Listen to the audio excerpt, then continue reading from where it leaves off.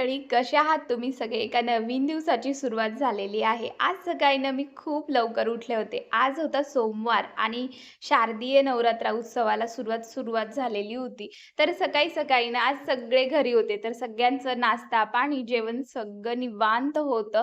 तर देवपूजा करतीये. सकाळीच मस्त पाणीसुद्धा आलेलं होतं नळाला. तर फ्रेश पाण्यामध्ये मी देव स्वच्छ करून घेणार आहे. तर त्या अगोदर बघा जे कलशाचं पाणी असतं ना, ते मी अशा पद्धतीनं माझे जे झाडं आहे लावलेले कुंड्यांमध्ये त्याच्यामध्ये थोडं-थोडंसं टाकून घेते. बऱ्याच जणांना प्रश्न पडतो, की हे गडव्यातलं, कलशातलं पाणी कशामध्ये टाकायचं? तर अशा प्रकारे जर तुमच्याकडे ना झाडं वगैरे असतील, तर तुम्ही ते झाडांना टाकू शकता आणि नसेल ना, तर एका साइडला जमिनीवर सुद्धा तुम्ही टाकून देऊ शकता. तर इथे ना मी भैय्या पावडर घेतलेली आहे. आज बऱ्याच दिवसानंतर ना मी देवाचे डीप क्लीन करून घेतीये.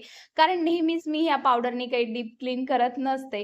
तर देव वगैरे चांगले स्वच्छ करून घेणार आहे. बऱ्याच जणांकडे ना आज घटस्थापना सुद्धा असते. पण माझ्याकडे ना माझ्या सासूबाई 9 दिवसाचा उपवास आणि घटस्थापना करत असतात. त्यामुळे ना मी नुसती देव वगैरे क्लीन करून घेत असते आणि जो माझा नेहमीचा कलश आहे ना, त्याची पूजा वगैरे मी करत असते ह्या 9 दिवसामध्ये छान पद्धतीने.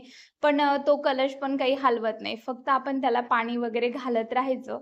आज तुम्हाला ना कलशाची स्थापना सुद्धा सांगणार आहे, कशाप्रकारे तुम्ही करू शकता. तुम्हाला ना जर नारळ तुमच्याकडे ऑलरेडी असं उगलेलं असेल, तर ते तुम्ही वापरू शकता आणि असं पाण्यामध्ये ठेवून घ्यायचं. आपण गडवा वगैरे घासायला घेतला, तेव्हा पाण्यामध्ये त्याला छान डुबवून ठेवायचं. त्यानंतर बघा, इथे ना किती छान देव हे चमकायला लागले आणि बाळकृष्ण बघा, माझं ना बाळकृष्ण खूप सुंदर आहे. तर त्याला मी छान असं पुसून वगैरे घेतलं, कारण त्याच्यावर डाग ना 10-15 दिवस तरी पडत नाही.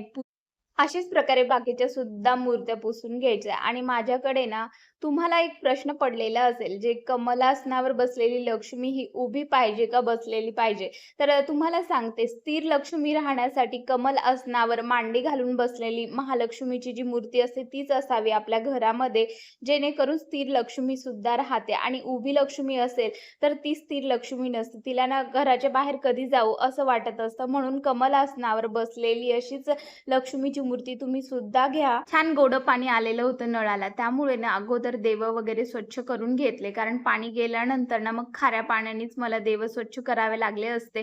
त्यामुळे ना देवघर मी नंतर स्वच्छ करून घेत असते. तर माझं तसं तर ना 2-3 दिवसामधून मी डीप क्लीन करून घेत असते माझ्या देवघराची. पण आज ना नवरात्राचा उत्सव सुरू झालेला आहे. त्यामुळे देवघराची परत एकदा मी डीप क्लीनिंग करून घेते. त्यानंतर महाराजांचा जो फोटो आहे ना, तो सुद्धा छान स्वच्छ करून घेतलेला आहे आणि असं बघा आज पांढरं वस्त्र आहे ना, त्यामुळे मी देवाखाली असा छान पांढराच वस्त्र अंथरलेलं आहे. देव तुम्ही बघू शकता किती चमकत आहे ना आणि एक ना वेगळ्याच प्रकारचा देवांमध्ये ना ग्लो आलेला असतो. तर भांडेसुद्धा खूप चकाचक झालेले होते आणि देवाचं जे घर आहे देवघर, ते सुद्धा खूप छान चमकवलं होतं. खरं सांगायचं तर ना, देवघर आणि देवपूजा माझे खूप जास्त जवळची आहे आणि मी ना देवाला ना जेवढं सजवते ना, तेवढे माझ्या मनोभावामधूनच मी सजवत असते आणि नवरात्र उत्सवामध्ये अखंड दिवासुद्धा लावतात. पण माझ्याकडे ना हा छोटासाच दिवा आहे. माझ्याकडे भरपूर सारे दिवे आहे, पण त्याची साईज ना खूप छोटी आहे आणि तुमच्याकडे जरी नसेल ना मोठा दिवा, तरीसुद्धा तुम्ही ह्या दिवसभर हा दिवा राहतो आणि त्यानंतर झोपायच्या अगोदर तुम्ही त्याच्यामध्ये तेल टाकून घेऊ शकता, जेणेकरून रात्रभर तो दिवा टिकून राहतो. पण अशा प्रकारे ना दिव्याला हळदी-कुंकू लावायचा आणि नमस्कार करून मग अग्नी प्रज्वलित करायची. बऱ्याच जणांना घटस्थापना किंवा कलश स्थापना करता येत नाही किंवा बरीचशी माहिती अर्धवट असते. तर तुम्हाला सांगते, माझ्याकडे हा गडवा आहे. त्याला ना मी अगोदर छान स्वच्छ करून घेतलं. त्यानंतर त्याला एक आपला रोली-मोली धागा असतो ना, तो धागा बांधायचा किंवा साधा सुद्धा धागा बांधू शकता. त्याला हळदी-कुंकवाचे 5 टिपके किंवा स्वस्तिक लावायचं. त्याच्यामध्ये अक्षदा, एक नाणं, एक सुपारी आणि त्यानंतर फुलं असेल ना, तरी फुलसुद्धा अर्पण करू शकता तुम्ही. आणि त्यावरनं जे आपल्या घरातल्या अगोदरचं नारळ असेल किंवा तुम्ही ना आज नवीन नारळाची सुद्धा स्थापना करू शकता. पण ना मला हे माझं उगलेलं नारळ आहे. मी ह्या नवरात्रीमध्ये दसऱ्याच्या दिवशी मला नवीन नारळ हे स्थापित करायचं आहे. त्यामुळे ना मी हे उगलेलंच नारळ स्थापित केलेलं आहे कलश म्हणून. आणि हो, ज्यांच्याकडे ना 9 दिवसाचं नवरात्र स्थापन केलं जातं, त्याला 9 प्रकारचे धान्य घेऊन मातीमध्ये त्याला पेरलं जातं आणि त्याच्यानंतर हा जो कलश असतो ना, मातीचा घट, तो स्थापित करावा लागतो. त्याला मातीचाच लागतो घट त्याला किंवा तांब्या, पितळाचा गडवा लागत नाही आणि तिथे 9 दिवससुद्धा माळी बांधल्या जातात आणि देवीला माळी अर्पण केल्या जातात. तर तो जो घट असतो ना, तो मातीचा घट असतो आणि याला आपण कलश म्हणतो. ज्यांना ना 9 दिवसाचे उपवास नसतात किंवा अष्टमीचाच उपवास असतो आणि आपल्याला इच्छा असते अखंड दिवा लावण्याची, तर ज्यांना उपवास नसेल ते सुद्धा 9 दिवस अखंड दिवा स्थापित करू शकता आणि त्याच्यावर ना थोडंसं लक्ष द्यावं लागतं, की 9 दिवसामध्ये ना विझला नाही पाहिजे आणि एखाद्या वेळेस ना विझला तरी काही हरकत नसते. देवीची आपण माफी मागू शकतो आणि परत एकदा दिवा हा लावू शकतो. तर अशा प्रकारे ना मी देवपूजा वगैरे छान केलेली आहे आणि देवांना सुद्धा मस्त पांढरे शुभ्र असे फुलं सुद्धा अर्पण केले. आणि सासरी गेलेले होते 2-3 दिवस सर्व पित्रे. अमावास्येचे पित्र असतात माझ्याकडे. तर मला ना पार्लरमध्ये जायला वेळच मिळाला नव्हता. त्यामुळे ना माझी थ्रेडिंगसुद्धा बाकी होता. तर मी पार्लरमध्ये जाण्यासाठी रेडी झालेले होते. त्या अगोदर काय केलं, विरूला चॉकलेट्स घ्यायचे होते. तर एकही जवळची शॉपी आज उघडीच नव्हती. कारण बऱ्याच जणांकडे नवरात्र असतं. त्यामुळे ना बऱ्याचशा शॉपी बंद होत्या किंवा देवीसुद्धा बसतात. त्यामुळे दुकानसुद्धा बंद होती जवळची. तर चला थोड्याशा अंतरावर एक दुकान आहे. तिथे आम्ही जातोय विरूला चुपाचुप्स घेण्यासाठी किंवा काही चॉकलेट सुद्धा घ्यायचे होते. त्यानंतर ना मध्येच बघा, जाताना ना मला अशी छान झेंडूचे फुलं दिसले, तर मी इथे ना ₹20 ची फुलं घेतली आणि माझी धूप अगरबत्ती सुद्धा संपलेली होती. त्यामुळे अगरबत्ती घेतली आणि पार्लरमध्ये आले.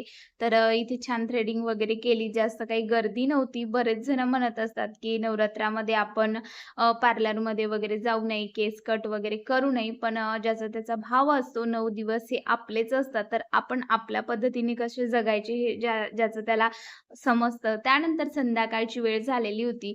इथे छान माझ्याकडे दिवे आहे हे मातीचे. तर मी दिवे लावते. एक तुळशीजवळ लावत असते. त्यानंतर ना बाहेर माझा जो दरवाजा असतो ना, मेन दरवाजा, तिथे सुद्धा मी 2 दिवे ठेवत असते. एवढं प्रसन्न वाटतं आणि लक्ष्मी येण्याची वेळ सुद्धा असते त्रिसांजेला. त्यानंतर देवाजवळ बघा इथे छान कापूर आणि लवंग मी जाळलेला होता. कारण कापूर आणि लवंग जर जाळलं ना, तर लक्ष्मी आकर्षित होत असते आणि घरामध्ये सुख, शांती आपल्याला लाभत असते. त्यानंतर तेच मी दरवाजाकडून ठेवलेलं होतं, दक्षिण दरवाजाकडून, जेणेकरून आपल्याकडे ना निगेटिव्ह जी एनर्जी असते ती येणार नाही. त्यानंतर इथे तुळशीचं बघा छोटंसं रोपटं लावलेलं आहे एका तुळशी वृंदावनामध्ये. तिथे सुद्धा मी दिवा लावलेला आहे आणि तुम्हाला गोष्ट एक माहिती आहे का? असं म्हटलं जातं, की जर दिवा जास्त वेळ जळाला, तर जी तुळशी माता आहे ती एकाच पायावर उभा राहते, असं मला बऱ्याच जणांनी सांगितलं. कारण दिवा हा अर्ध्या तासात चालला पाहिजे. तर मी तरी ना भरून तेल टाकत असते दिव्यामध्ये. मला खूप जास्त वेळ दिवा चाललेला आवडतो. पण जर तुम्हाला कुणाला काही माहिती असेल याच्यातलं, तर नक्कीच मला कमेंटमध्ये सांगा, की खरं आहे का ही गोष्ट? त्यानंतर बघा संध्याकाळी ना त्रिसांजेच्या वेळेलाच दिवा लावायचा असतो. दिवस आणि रात्र जेव्हा एकत्र होते त्याच वेळेला त्रिसांज होते आणि तेव्हाच आपण देवापुढे दिवा लावायचा असतो. छान मस्त विठ्ठल रुक्माईची जी फ्रेम आहे ना, ती एवढी सुंदर दिसत होती आणि रात्रीच्या वेळेला तिथून जेव्हा लाईट प्रकाशित होतो, तेव्हा तर खूपच छान वाटते. तुम्हाला कशी वाटते ही माझ्या घराच्या समोरची फ्रेम नक्कीच मला सांगा. त्यानंतर बघा माझा आज चेहरा खूप जास्त सुकलेला दिसत होता. कारण एवढी सारी दगदग झालेली होती दिवसभराची. सगळे घरी म्हटलं ना खूप जास्त दगदग होते. त्याच्यामध्ये बऱ्याच जणांना आज उपवाससुद्धा असतो. मी ना उपवास पकडलेला नव्हता देवीचा. मी अष्टमीचा उपवास पकडत असते. कारण एवढे सगळे उपवास असतात ना, तर त्यामुळे ना एखादा उपवास आपण टाळू सुद्धा शकतो. आपल्याला झेपेल तेवढेच आपण उपवास पकडायचे असते. त्यानंतर बघा इथे ना मागे दुर्गा देवीची स्थापना सुरू होती, तर तिथे एवढे छान फटाके वगैरे फुटत होते ना, खूप सुंदर सुद्धा वाटत होतं आणि बघा वातावरणामध्ये ना एक वेगळीच पॉझिटिव्हिटी होती. तर खूप छान वाटत होतं मला. मी टेरेसवर गेले. त्यानंतर ना सगळीकडे प्रकाशच होता. लख्ख लाइटिंग्स वगैरे लागले. त्यानंतर ना आहोसोबत थोडीशी बाहेर गेले होते बाजारामध्ये थोडंफार भाजीपाला वगैरे किंवा अशा छोट्या-मोठ्या वस्तू घेण्यासाठी. त्यानंतर दूध डेअरीवर आलं. दूध घेण्यासाठी नाही, पण इथे मला दही घ्यायचं होतं आणि पनीरसुद्धा घ्यायचं होतं. ते घेतलं आणि घरी निघालो. कसा वाटला तुम्हाला आजचा हा ब्लॉग? तर नक्कीच कमेंट करा, लाईक करा, चॅनलला सबस्क्राईब करा.